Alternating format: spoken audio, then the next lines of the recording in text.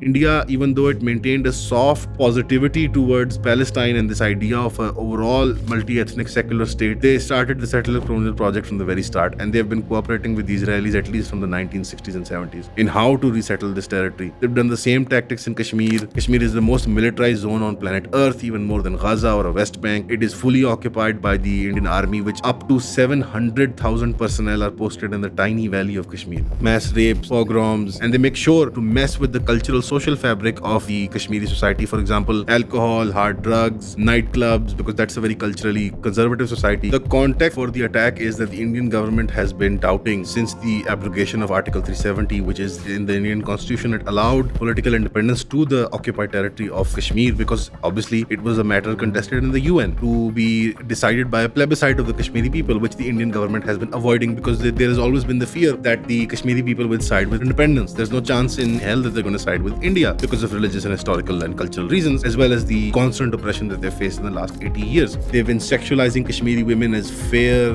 mountain fairies and dehumanizing the Kashmiri man. Thousands of Indian tourists have been coming in. They've been giving licenses to multinational companies to develop hotels and restaurants and resorts, as opposed to the tourism industry, which the Kashmiri people used to depend on. They've shut off all cross-border trade between Pakistani Kashmir and Indian occupied Kashmir, which is what the carpet cashmere industry depended on. They've been slowly squeezing the Koshur ethnic people of Kashmir.